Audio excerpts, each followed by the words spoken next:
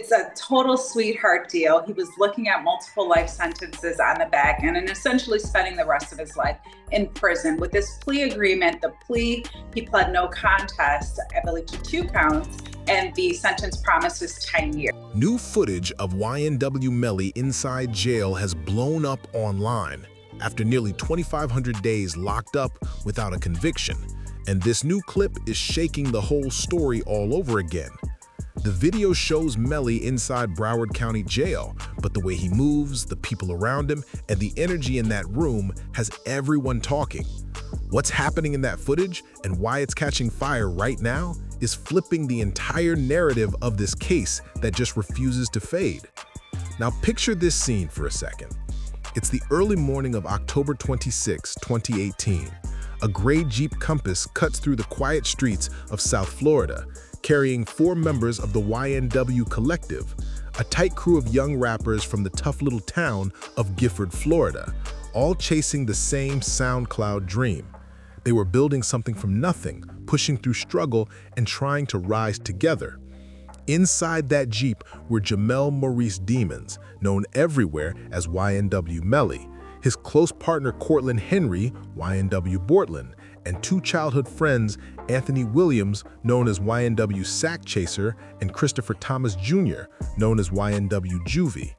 These 4 had grown up side by side, shared struggles, and were finally tasting real success.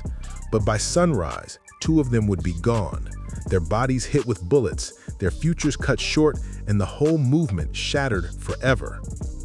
According to prosecutors, what they believe happened next was a shocking act of betrayal that still stuns people today. They claim Melly, sitting in the rear driver's side seat, turned a gun on his own friends, the same brothers who built this collective with him from scratch, the ones who shared the talent, the grind, and the dream. The idea alone shook the entire music world. And here's the twist that prosecutors say makes the story even darker. After the shooting, instead of calling for help right away, they say Melly and Bortlen didn't dial 911 immediately. This detail has fueled years of debate, countless theories, and nonstop controversy, and now this new footage is throwing the whole situation into chaos again. Prosecutors say Melly and Bortlen didn't race to get help, didn't break down, and didn't scream for their friends who were fighting for their lives. Instead, they allegedly flipped the whole scene to look like a random drive-by attack. They're accused of driving that bullet-torn Jeep deep into a lonely stretch near the Everglades, down a dead-end road by a recycling spot where the darkness swallowed everything. No light shining on them, no witnesses watching, nothing. But that heavy, silent Florida night as they supposedly fired more shots from outside the car to fake a hit from unknown attackers.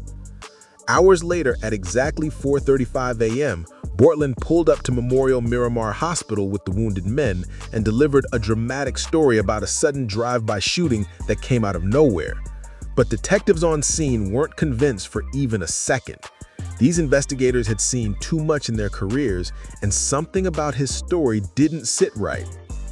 So they moved methodically down Miramar Parkway, the spot where Bortlen claimed the shooting went down, searching every inch of that long, empty stretch. They walked shoulder to shoulder for over an hour, scanning the pavement, checking the curbs, and inspecting every bit of that road, and they found absolutely nothing. No shell casings scattered around, no broken glass, no marks from stray bullets, not one shred of evidence to support a drive-by. And once detectives pulled surveillance footage from the studio the group had left earlier that night, everything fell apart even faster. The video didn't show just 2 people leaving in that Jeep, it showed 4. And Jamel Demons was clearly sitting in the rear driver's side seat. That single detail hit the investigation with serious weight. Then came the forensic analysis, and this part is what prosecutors point to as the most devastating evidence yet. Medical examiners said the fatal shots to both victims came from inside the Jeep, not outside, and the angles told a chilling story. They claimed the bullets traveled from the rear driver's side passenger seat, the exact spot where Melly was seen, moving outward toward the passenger side where the victims were sitting. And what makes it even more intense is how those wounds lined up perfectly with that interior shooting theory.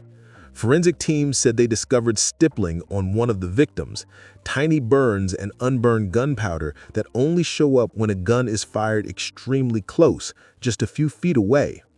That detail pushed investigators to believe the shots came from inside the Jeep, not some mystery shooter driving past in the dark. Then prosecutors introduced something they described as close to a confession. Right after the incident, someone messaged Melly on Instagram asking if he was all right after hearing about the violent situation that went down. According to the state, Melly replied with 3 words they considered deeply incriminating, words they claimed pointed straight towards involvement.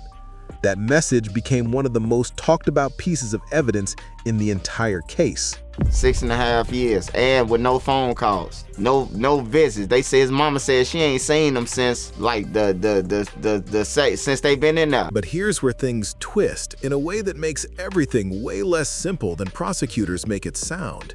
Even with all this evidence, the forensics, the phone data, the messages, Melly's first trial in 2023 didn't end with a conviction.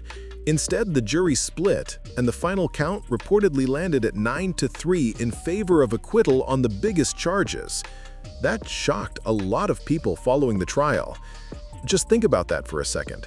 The state put everything on the table, walked the jury through every piece of tracking data, broke down each forensic detail, highlighted that Instagram message, and even then, most of the jury still wasn't ready to say guilty beyond a reasonable doubt. That kind of division left Melly stuck in a strange legal freeze that has dragged on far longer than anyone expected.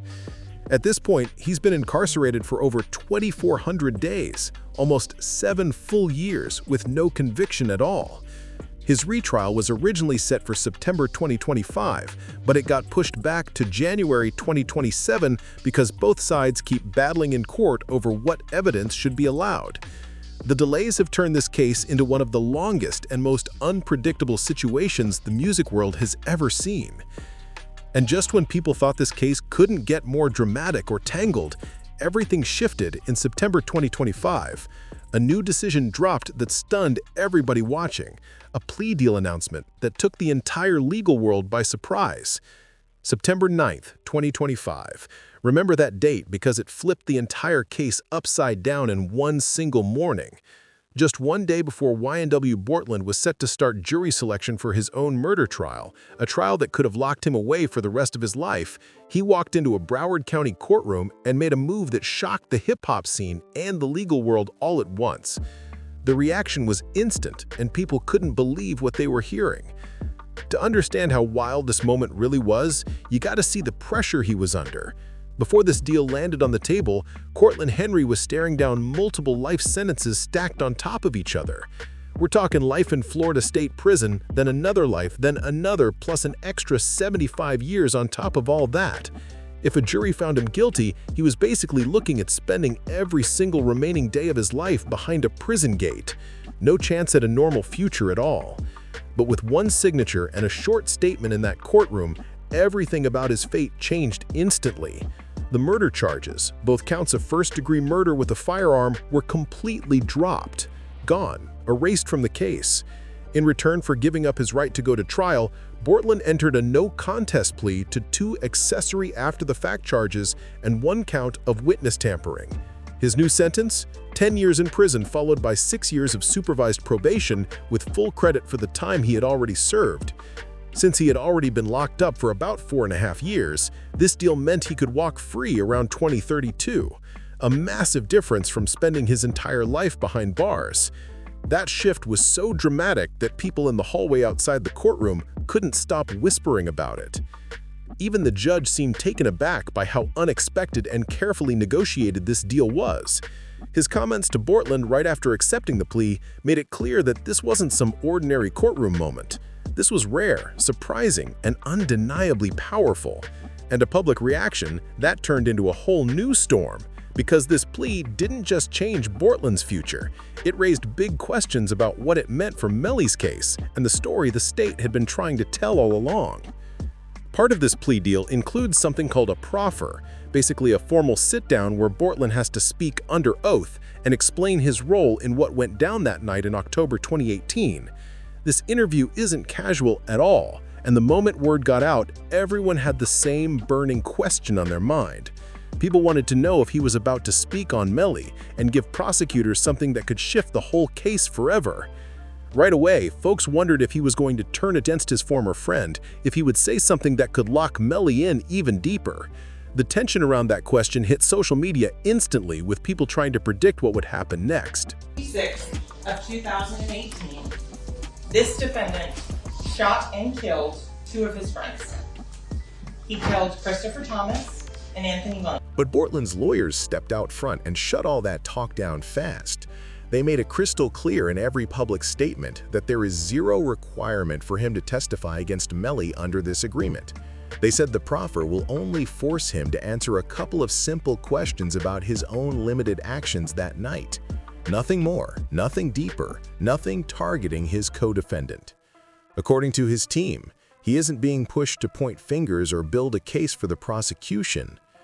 Still, not everyone bought that explanation.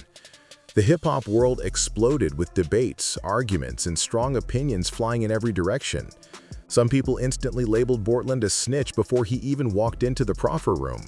Others argued that taking a plea to avoid spending the rest of your life behind bars doesn't automatically make someone a traitor, especially when the agreement doesn't require any testimony against the other person involved. Then came one take that cut especially sharp. A more controversial voice in the culture claimed the plea wasn't just strategy. They insisted it was a sign of guilt, not survival. This opinion stirred even more drama, pushing the conversation into a whole new level as people tried to figure out what this deal really hinted about the truth behind that night. The prosecution, on their side, has pitched the reason for this plea deal in a totally different way. They said they didn't have enough solid proof showing Bortlen was actually a main actor in the shootings themselves. They openly admitted that while they believed they could prove he helped set up the cover-up afterward, they couldn't prove beyond a reasonable doubt that he fired any weapon or directly caused the deaths of those 2 young men. But what about the theory that Bortlen and Melly might have talked privately before the plea was officially accepted? Some legal experts and courtroom observers suggested it's fully possible, maybe even likely, that the 2 defendants communicated about this major decision beforehand. The impact on Melly's upcoming case still isn't clear and has sparked intense speculation. His lawyers have already filed motions to replace his whole legal team, saying major conflicts popped up right after Bortlen's surprise plea deal. And with the retrial now moved all the way to January 2027, it hangs over everything like a dark storm cloud. Yes, the Florida case involving YNW Melly is officially pushed into 2027. Through all this legal chaos and non-stop public debate, Melly stays right where he has been for almost 7 long years, locked inside Broward County Jail, waiting and waiting for a trial date that keeps drifting further into an unknown future. Which brings us to the new footage, the viral clip that everyone online is talking about right now. After nearly 2,500 straight days behind bars without a conviction, medical examiner's office is going to tell you is that when the drive-by was staged at 4:02 a.m., the victims were already dead. The medical examiner will be able to testify and tell you that the fatal shots to Anthony Williams to his head, that enters in the back of his head and exits at the top, blowing out the front passenger window, was fatal. And that the additional wounds that are consistent with the trajectories going through the vehicle, he's already dead. YNW Melly has reportedly been held under extremely strict and harsh conditions. According to emotional comments from his mother, Jamie Demons King, he's been kept in long stretches of 24-hour lockdown, stripped of all phone access that would let him speak with loved ones, and unable to receive visits from family members. This is a young man who, at the very peak of his rising career, was working side by side with Kanye West himself. His tracks were pulling in hundreds of millions of streams across platforms, and critics and fans were calling him one of the most original voices in melodic rap. His breakout song, Murder on My Mind, released months before the alleged events, had already gone viral. Its haunting lyrics about accidental violence took on a darker meaning once the accusations against him surfaced, and that shook the whole music world.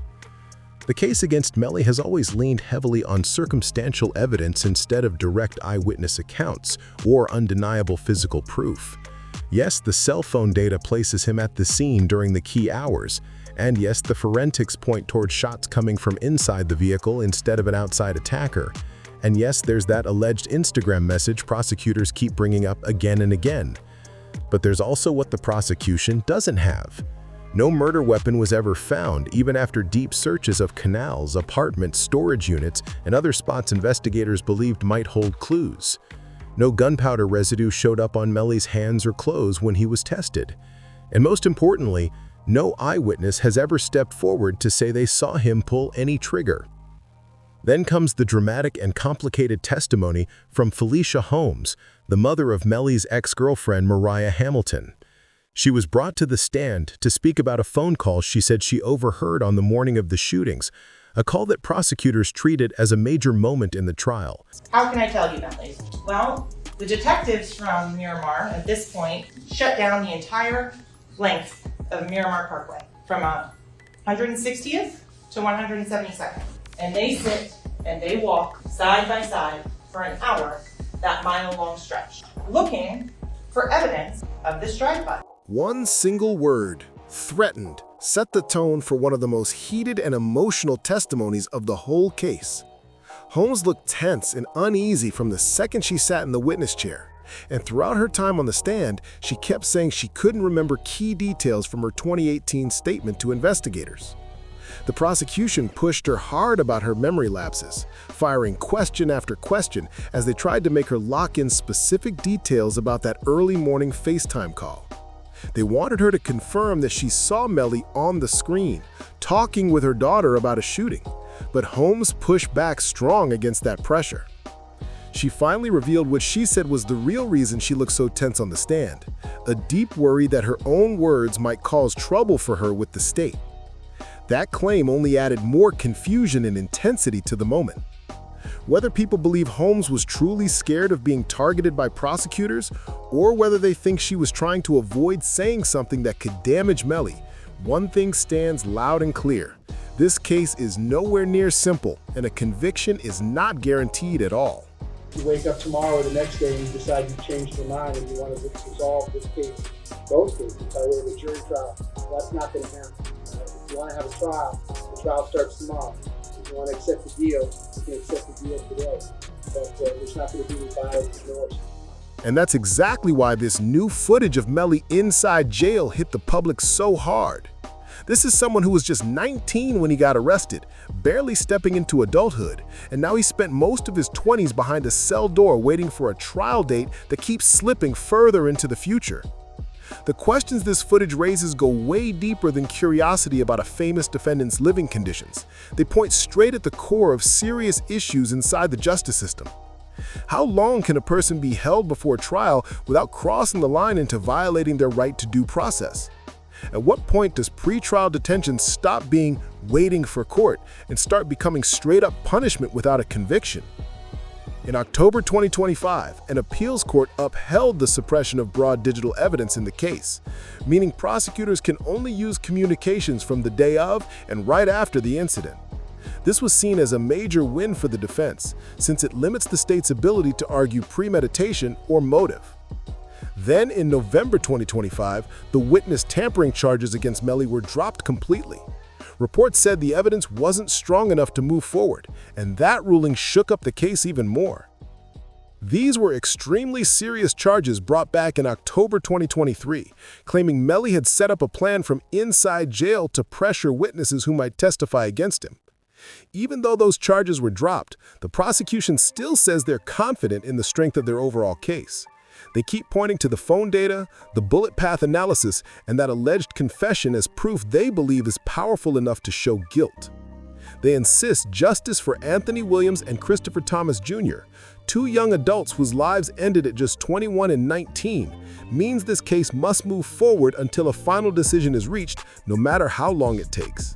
The car is traveling westbound on Memorial Parkway, then goes north on 172nd and shows up at the hospital. The drive-by is completely and utterly false. But the defense looks at the same evidence and sees a whole different picture. They say there are major gaps, missing links, and holes that the first jury clearly noticed, and that's exactly why that trial ended in a hung jury. Melly took it to trial. The jury couldn't agree, and now he's heading right back into court again. So we wait. We wait for January 2027, when Melly will face another jury that will decide what happens next. We wait to see if anything important comes out of Bortlen's proffer session. We wait to see if more evidence gets tossed out, or if something new shows up that could flip the whole case. And while all this plays out, that footage of young Melly keeps spreading across social media, reminding everyone that behind the courtroom drama, legal arguments, and endless delays, there's a human being sitting in a cell with his entire future hanging on a thin line. And on the other side, there are grieving families who lost two young men they will never get back. If you want more breakdowns just like this, make sure you hit subscribe, drop a like, and share the video so more people can follow the story.